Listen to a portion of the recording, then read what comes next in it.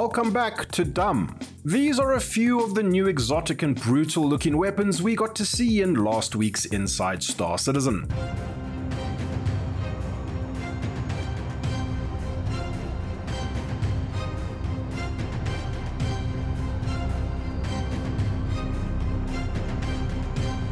From still images that might never get past the concept phase to fully implemented scenes of a space AK-47 in action, it's clear we're getting some serious pyro-themed inspired weaponry, hopefully soon, in our ludicrous space game.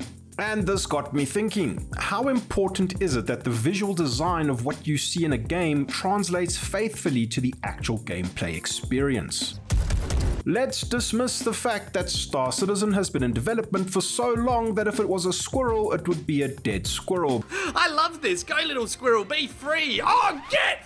Because regardless of what Star Citizen currently is, or what kind of game it will eventually become and play like one day, for me personally, what usually separates truly amazing legendary status games versus, decent games, is when the developers take the time and care to ensure that visual design intent complements and resonates with gameplay. This is nothing crazy. Most games' visual design correlates strongly with their gameplay to some degree, and one thing I appreciate about Star Citizen is its visual consistency. What I mean by that is that it manages to maintain a very unified graphical look and feel, even though it has a realistic art style, because typically speaking, the more realistic art is or graphics are in a given medium, the less stylized it becomes, but somehow within Star Citizen's visual realism, there remains a cohesive style. Many games successfully maintain a unified look that makes the game identifiable, and I think it's an indicator of good artistic direction, and that's always been one of Star Citizen's strong points.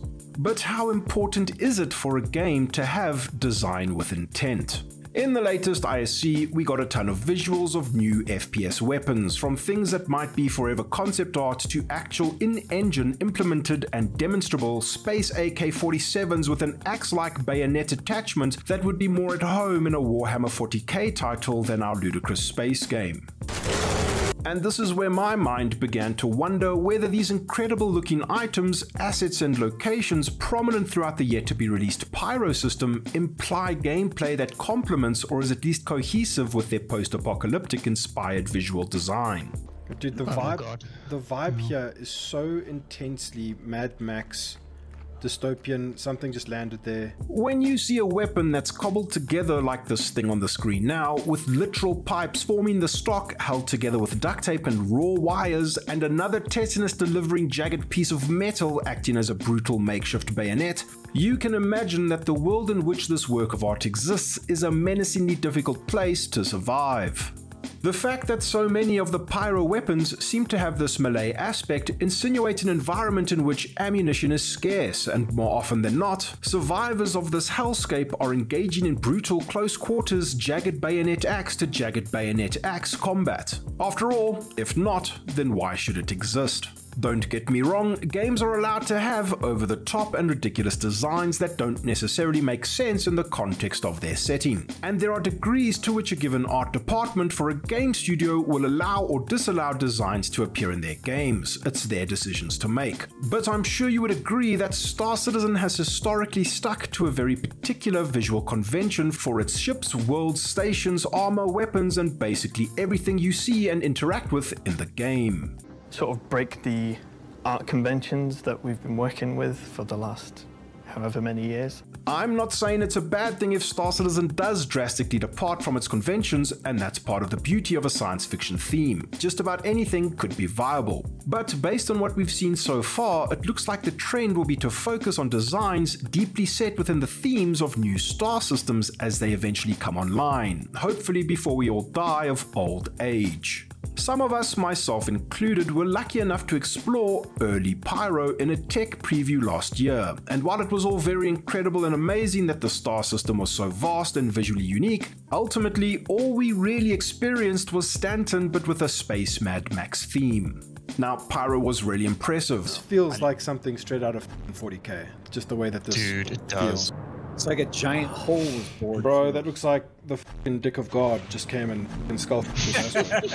But there was still plenty of infrastructure. Stations provided cheap refueling, rearming, and repairing for your spaceships, and the vendors had plenty of inexhaustible ammo, weapons, gear, and consumables. It may have looked like Mad Max in space, but it tasted like Made in Manhattan in space. Everything about Pyro from a visual standpoint looks like a hardcore post-apocalyptic space survival game, but it certainly didn't play like a hardcore post-apocalyptic space survival game. And this brings me to the point of this video. Surely a game, or part of a game in this case, is a better game when the gameplay resonates with the intent from design. Recently, known pirate It's Not Fair shared a video with me titled "This Anti-Shooter Game is Beautiful and Horrifying," which was an extraordinary look at the development and passion behind an upcoming title called Forever Winter. The video talks about the game, the developers, the concepting of the world building, and paints a great picture on what players can expect from the title, and it's a fantastic watch, so definitely check it out. But it stuck with me because of how strongly I felt about many of the video's points about Forever Winter and its inspirations.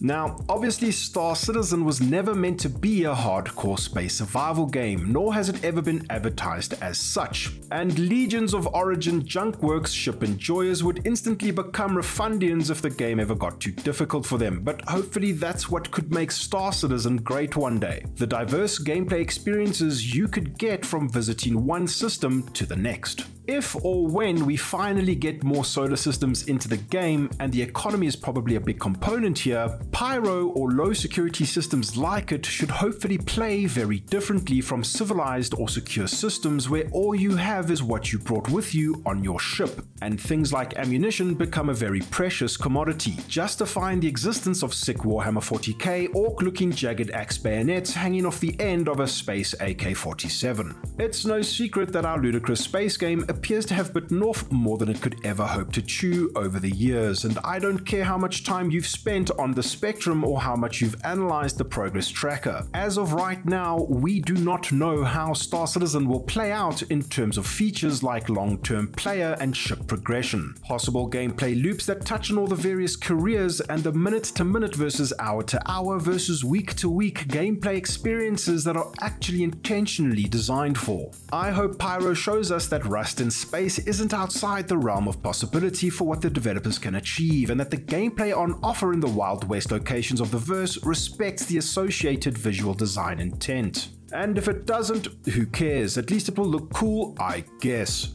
Thank you channel Patreons and channel members for all your support. Without you, I would not be able to continue producing these videos. Thinking of pledging to this ludicrous space game? Then use one of the referral codes on screen now for a free 5,000 starting credits. If you enjoy my content and want to support the channel beyond a like and a subscribe, check the links in the description. Consider the join button below and follow me on Twitch at twitch.tv/voiddude. The Twitch channel now has a schedule that I'm gonna actually try to stick to, so be sure to recalibrate your entire life to watch me as I smooth brain action my way through insane only in Star Citizen moments and other amazing games too sometimes as well, I hope. Thank you so much for watching. I'll see you around the verse. Cheers. 3, 2, wait. 1. Oh, wait. Oh. Ooh. How is it not dead?